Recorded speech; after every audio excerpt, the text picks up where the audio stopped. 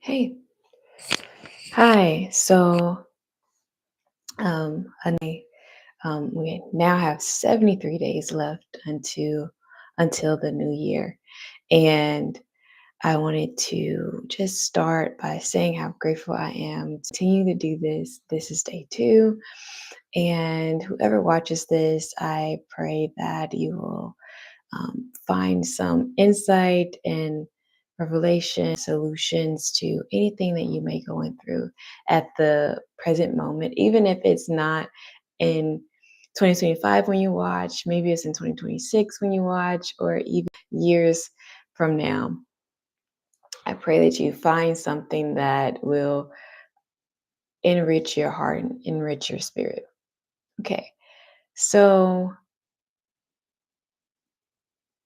I hope this video is not lagging because as watch myself, it's lagging a little, but I digress. So I wanted to talk today about community. One of the things that I've learned over the past couple of years is the importance of community.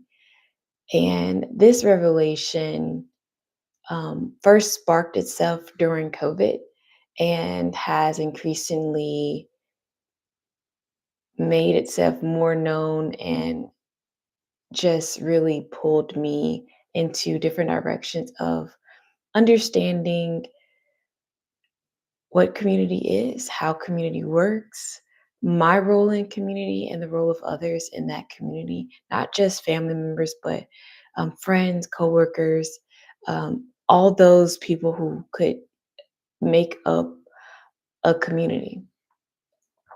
So in 2020, as you know, the world kind of shut down or it was just on pause. And there was not that much stuff that you could really do outside of maybe FaceTime people, maybe go on walks,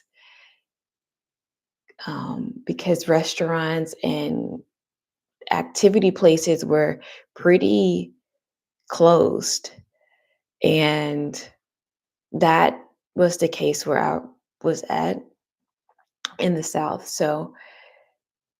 But I was thankful because I had a job in the healthcare field that I could, continue to work during that period of time. But I realized that I was going back into old habits, or my mind and my thoughts were going back into old habits that the Lord had delivered me from. And I previously talked about having thoughts of unaliving myself and being in deep depression, a state of deep depression, and believing that I was lonely. And in that moment, I truly was, versus being alone. So as COVID came around and as I was working and as I was just cooped up in the house, yes, I had family members, but I could not go outside of, my norm to venture out into different activities that, you know, sparked my interest. And this is one of the things that I really learned during that time period.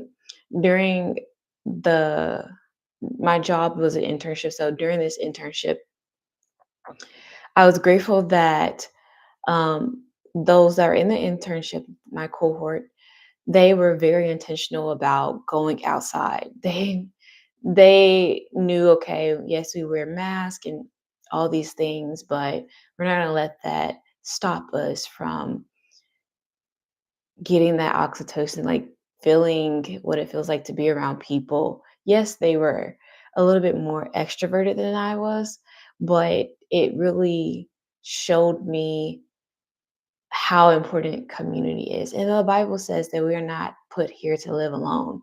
We are built for community. No, we are not supposed to lean on that community more than God, but it is a place, a safe place. It's supposed to be a safe place where we get our strength from, where people can come around us and uplift us and encourage us. And not in like validating us, but in the sense that they're just giving us new insight about ourselves and about the world around us, because sometimes we see the world through a very narrow vantage point. And I believe that community allows us to see life and experience life on a different scope, on a wider and a broader scope than we would in our normal day to day life if we're just subject to that narrow viewpoint. So I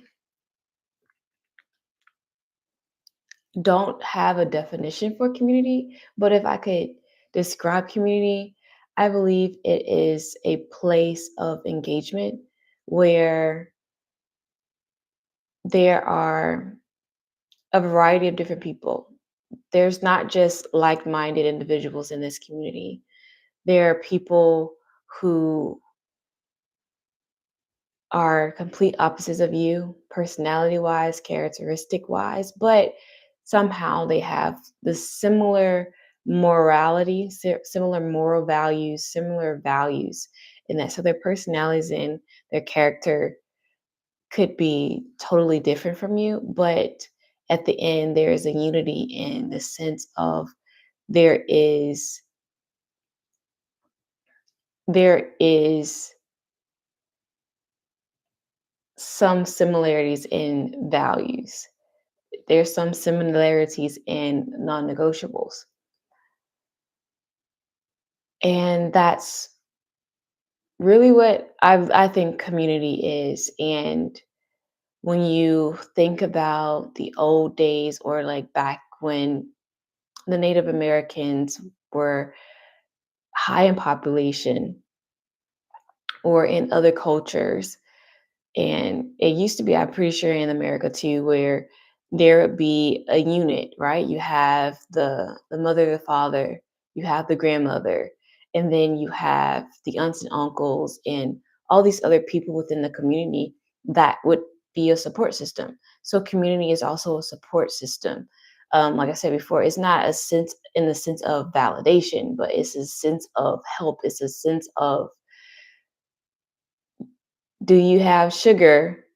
Can I have a cup of sugar type of thing. Like community is there to bridge the gap where you're missing it, where you're missing the mark, or where you can't see because of oversight or your blind spots.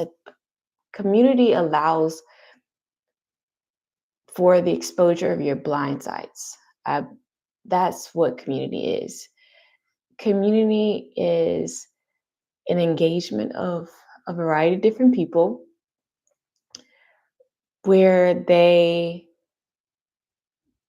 expose your blind spots in order to support you in different areas of your life.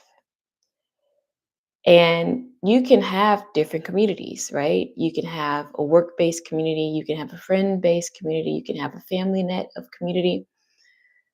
You can have a community where you're doing activities like, for instance, going to the gym, like a run club or something like that. That's a different type of community as opposed to maybe like a faith-based community. Those are different communities. And depending on what season you are in your life, you will depend on one community over the other. Doesn't mean that the other communities aren't as active. You're just not in the season where that part of your life needs to be uplifted more or encouraged more or supported more.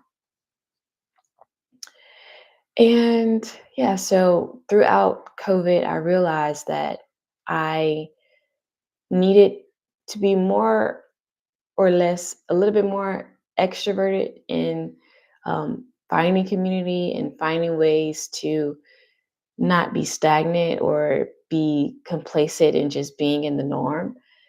And one of the ways that I did find community was through rock climbing, not like actually outside rock climbing, but within the rock climbing gym. So top roping, I think that's what it's called. where the person belays you up and then you climb and you come back down safely, not free falling, not free roping, or whatever other terms there are for it. But that was one of the ways that I came into community, and it was through the internship. Some of the individuals within that internship, they were avid rock climbers at a local gym, and another way was getting out and doing Bible study.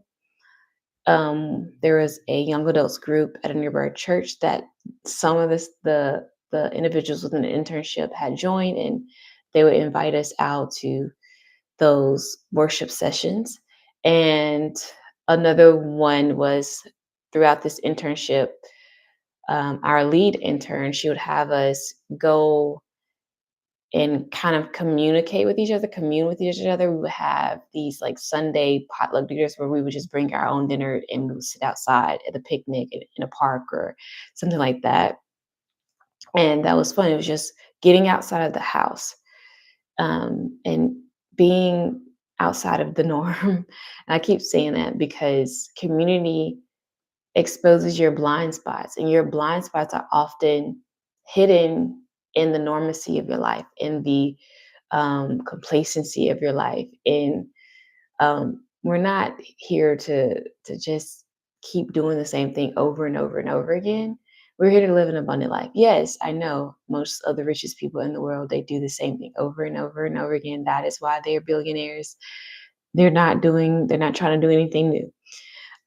But they probably do have new experiences, go on different excursions, all the things that bring them happiness, bring them joy into their lives. And community provides an avenue for you to go out and live an abundant life. I believe without community, you really can't live life abundantly to the fullest. Yes, you can go on excursions and do all these things by yourself, but if you go with someone else, that experience, the level of the experience goes up, right? Maybe by yourself, you're at like an 80%, but with someone else, it's top 10, right? It's 100% of you, enjoying that activity, enjoying that trip because you have someone to piggyback ideas with. They might suggest, oh, maybe we should go, I don't know, bungee jumping. And you're like, absolutely not. But that person kind of pushes you towards that, facing your fears or stepping outside of the boundary of your little box of your blind spots. And that's kind of how it was for me.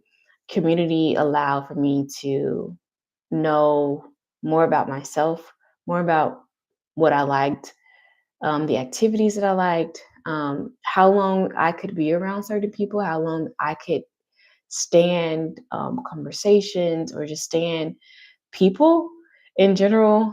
Um, it taught me a lot about, like Myers Briggs and the Enneagram and all these different personality exams or tests.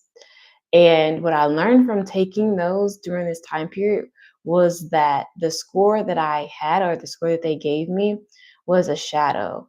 And that's your blind spot. So many times we live in that shadow, we live in that blind spot. And if we're consistently living in those blind spots and in those dark spaces or those shadows, it's easy for us to believe that we are alone in this and that no one in our lives, no one in this world can understand us. And then that leads into depression, a state of depression, a state of false expectation, a state of false narratives that we tend to create in our little brains. That never ending movie. But when you let go of what you believe those personalities are. Like, for instance, for a long time, I used to think that I was an extrovert. I mean, an introvert. I I don't believe I'm an introvert. I believe that I have a capacity to be around people for so many minutes, so many hours, right? So many days. And then I just want to rest. And I think that's with most people. At the end of the day, you're not going to talk to, unless you're just, that is one of your gifts, to be on the stage and you're talking and you're pretending and you're doing all things. But that's not within my will right now. And I have a personality with that, um, being at a certain amount of time during the day or whatever, talking to people. It's like, okay, I'm done talking. I would just rather listen to a podcast now. um, because I think I've learned to monitor, um, not overexerting myself and reserving my energy. Because once you pour out of a cup and you don't refill it, there's nothing left for yourself. So you can't pour out an empty cup, but also you can't pour out more than you have to, or the capacity to pour out, because you will be left empty. And I've learned that over the years, to preserve my energy, to just be mindful of where that energy is going. And in that, I found that I have a big personality. I love to laugh. I low key am a comedian. Um, Ask friends, family, I'm low key a comedian. Ask coworkers, I'm low key a comedian. That's the big personality inside of me. But also, I can revert to being in a room by myself, closed doors, not talking to anyone for days, but that's the shadow. And I learned to come out of that shadow during the period of COVID. And that was a period where I began seeing a counselor, a mental health counselor and therapist, because I began to notice some of the signs that previous habits led to those thoughts of unaliving myself in the major depression and that dark moment in my life.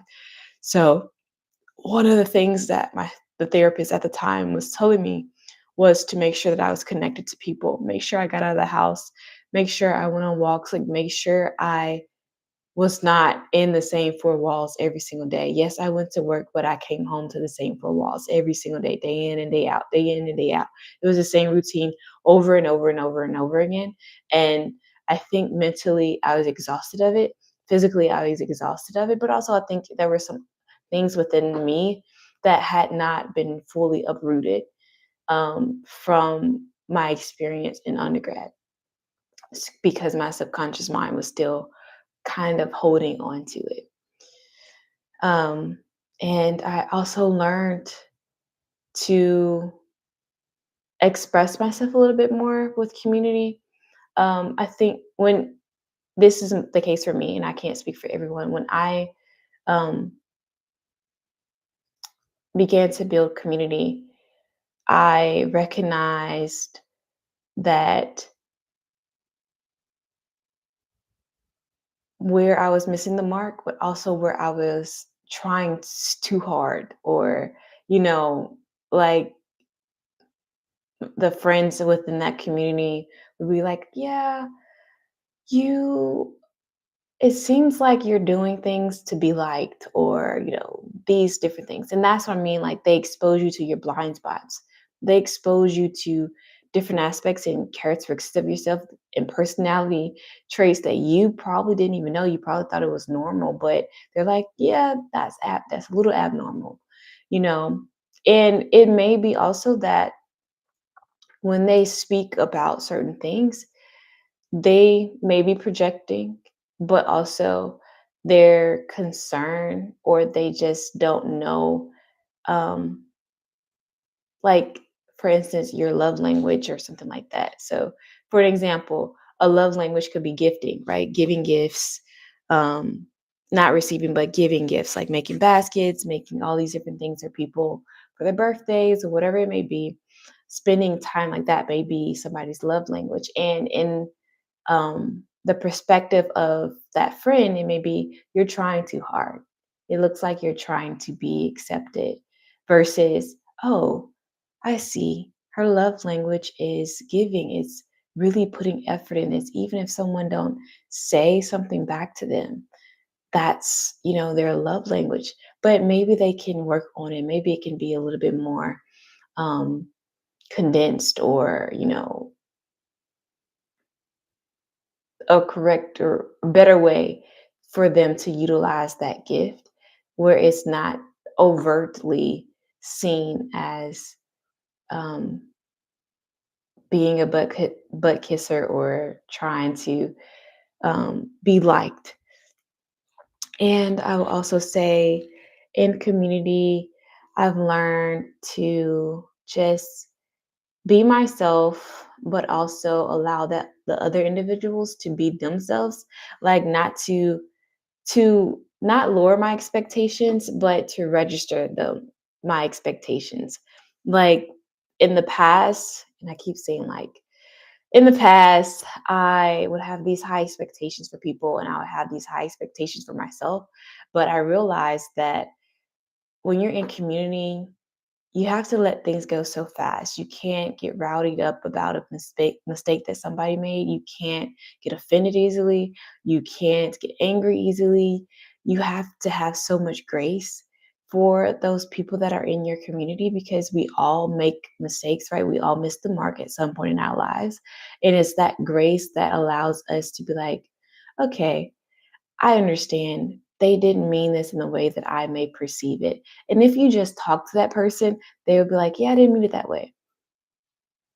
I also learned in community to talk it out, to vocalize my opinion or my frustration and understand, okay, this is what I perceived from this.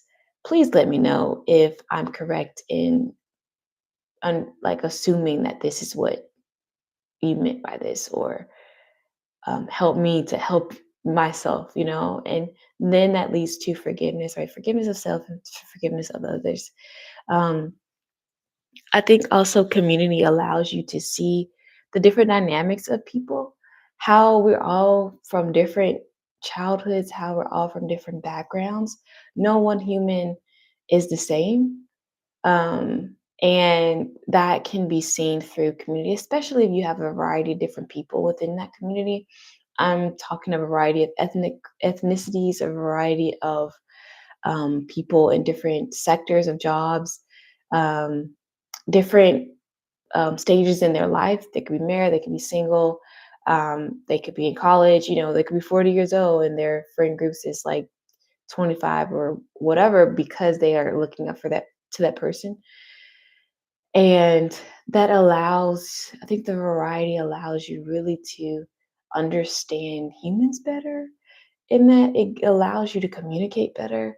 It allows you to see the world differently.